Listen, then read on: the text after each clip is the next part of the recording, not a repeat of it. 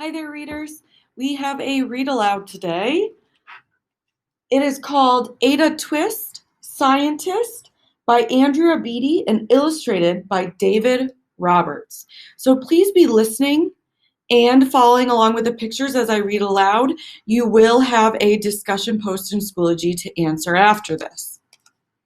So Ada Twist, Scientist. FYI, this is one of I don't know if I want to call it a series, but it's one of a series by this author. They have other books called like Iggy Peck, Architect, Rosie Revere, Engineer, so on and so forth. They're all really, really good. So if you like this one, I'd maybe go look into those too. Okay? Ada Marie said not a word till the day she turned 3. She bounced in her crib and looked all around, observing the world, but not making a sound. Hint, observing. Here's Ada Marie. She learned how to climb and made her big break with a trail of chaos left in her wake. She ran through the day, chasing each sound and sight, and didn't slow down till she conked out at night. Her parents were frazzled, but tried not to freak, as Ada grew bigger and still did not speak.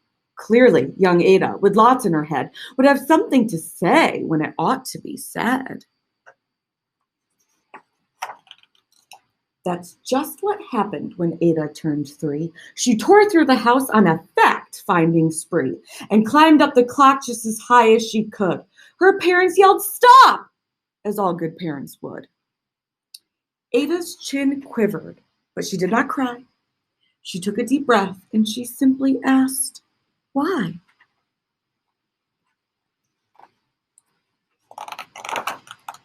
Why does it tick? And why does it talk? Why don't we call it a granddaughter clock? Why are there pointy things stuck to a rose? Why are there hairs up inside of your nose? She started with why, and then what, how, and when. By bedtime, she came back to why once again. She drifted to sleep as her dazed parents smiled at the curious thoughts of their curious child, who wanted to know what the world was about. They kissed her and whispered, "You'll figure it out." Her parents kept up with their high-flying kid, whose questions and chaos both grew as she did. Remember, the book is called Ada Twist, Scientist. What types of behavior is Ada exhibiting that a scientist does? Think about that. Even Miss Greer found her hands were quite full when young Ada's chaos wreaked havoc at school. But this much was clear about Miss Ada Twist. She had all the traits of a great scientist. Look here at the illustration of Ada Twist. Does this illustration of Ada Twist, Scientist, look like your illustration from earlier in the week that we did of what is a scientist? Ada was busy that first day of spring, testing the sounds that make mockingbirds sing, when a horrible stench whacked her right in the nose, a pungent aroma that curled up her toes. "Zowie!" said Ada, which got her to thinking, what is the source of that terrible stinking? How does a nose know when there's something to smell? And does it still stink if there's no nose to tell? She rattled off questions and tapped on her chin. She'd start at the start, where she ought to begin. A mystery, a riddle, a puzzle, a quest. This was the moment that Ada loved best. She's about to run an experiment. All good experiments start with good questions. Ada did research to learn all she could of smelling and smells, both the stinky and the good. One hypothesis, which we're going to talk about in science next week, FYI, Ada thought could be true. The terrible stink came from Dad's cabbage stew. She tested and tested, but soon Ada knew, she's gathering data, it was time to come up with hypothesis 2. Then zowie, the stink struck again, just like that. Hypothesis 2, it's caused by the cat. The cat couldn't make such a stink on its own. It needed perfume and some fancy cologne. So young Ada tested. The test was a flop. By the way, that's okay. It's still data.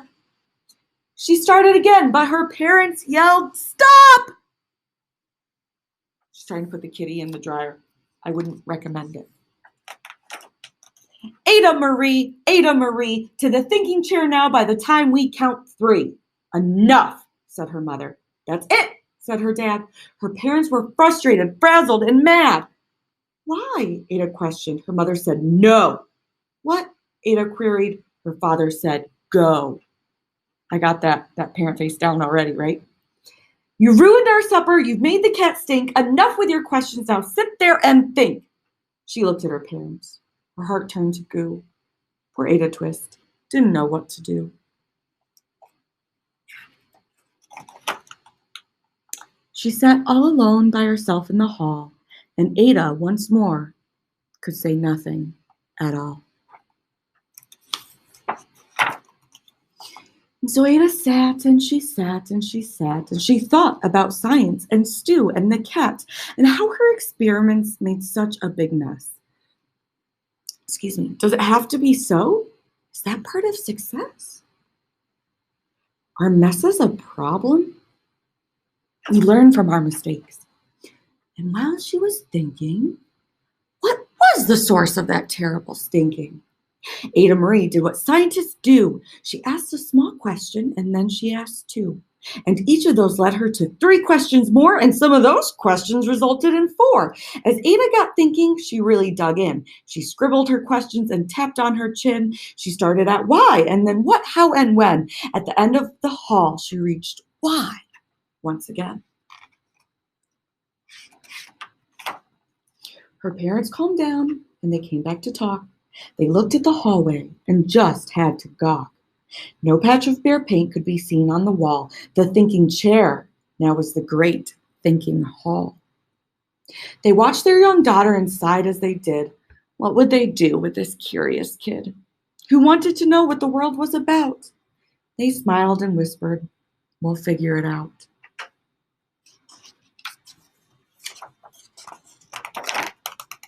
And that's what they did, because that's what you do when your kid has a passion and heart that is true. They remade their world. Now they're all in the act of helping young Ada sort fiction from fact. She has lots of questions. How could she resist? It's all in the heart of a young scientist.